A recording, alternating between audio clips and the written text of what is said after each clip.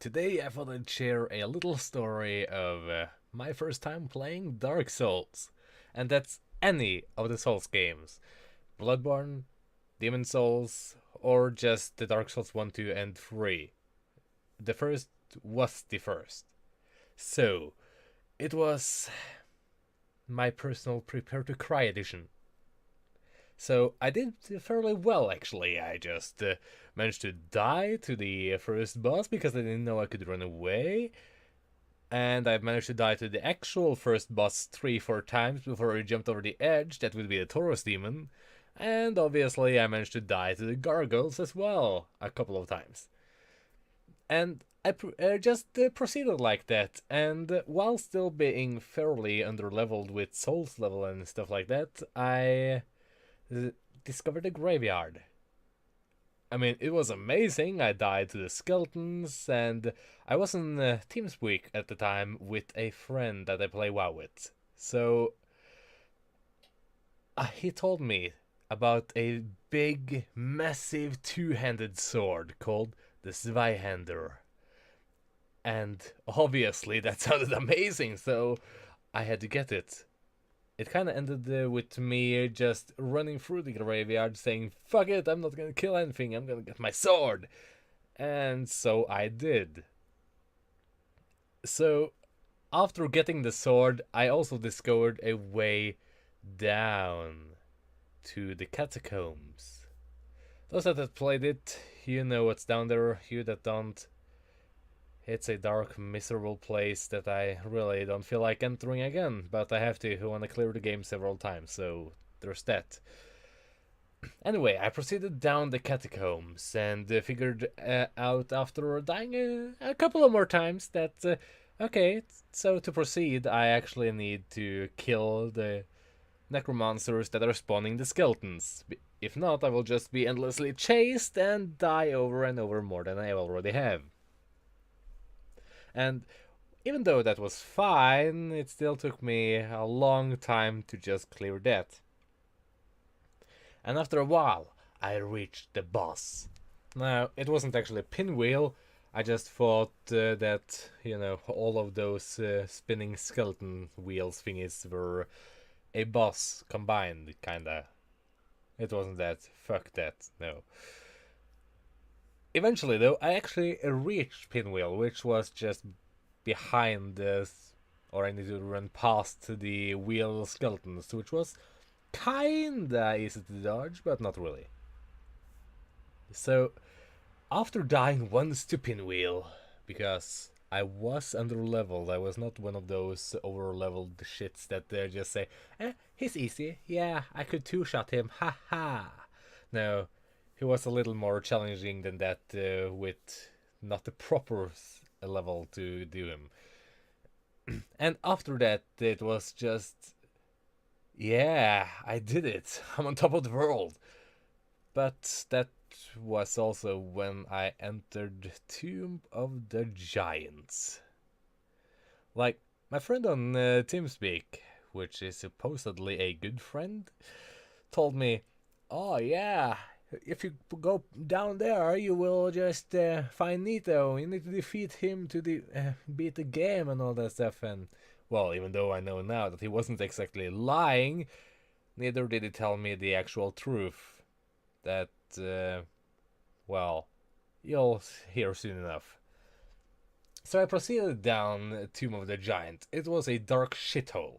I did not know I could hold a torch or anything that gives light in my left hand instead of a shield. Because, new player. But I don't know how to say this. I was scared shitless. Like, it was skeletal dogs, it was skeletal giants. Like, big. They were so fucking big. It was a amazing experience though, don't get me wrong, but I was screaming the entire way through. And eventually, I reached patches. Nice patches that just said, oh, look down there, treasure! And gullible me just said, oh yeah, that is probably treasure. I mean, I've seen those shining stones before, but I mean, Stuff shines when you can pick them up, so why not? It might be treasure, yeah. It wasn't treasure, he just kicked me down, that asshole. So, after proceeding back up and killing him, going a little in circles, I also got a tip that, oh yeah, it should be a bonfire nearby, and hey, I actually found it. And after proceeding past that point, the bonfire that was hidden, I died several times trying to remember and memorize and just finding out every location of all the damn dogs and giants. It was not easy. So, after doing that and deciding eventually that this takes too long and I cannot bother trying to survive long enough to pick up my souls again and again, I went for the bally way, running. I ran and I ran, and eventually I fell down a hole, which there was a ladder to, which obviously I didn't see because it was black as fuck. But still, it was actually the way I was supposed to go. So, no problems there. And eventually I got outside. Like, not properly outside, because there was a ginormous cliff that if I jumped down I would just die anyway. And I saw further along the path that went along the cliff edge, if you should call it that, that there's a giant orange portal. And to me that didn't mean anything. I thought, oh, well, I mean, I haven't killed any of the lords anyway, or anything like that, so maybe I'm supposed to go there. Maybe Nito's just beyond the portal, or thingy. It wasn't actually a portal, it was a wall. Because, little did I know that you need to go to kill Ornstein and Smough to actually get to the Lord Wessel, and then you can start defeating those fuckers.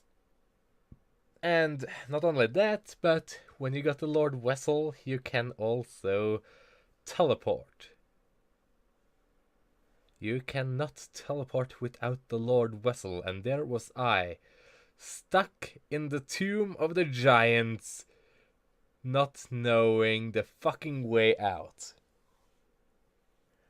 It took me hours to proceed up, because my damage was shit, my HP was shit, and I was using the Zweihander, which is not exactly the fastest weapon, although it looks amazing.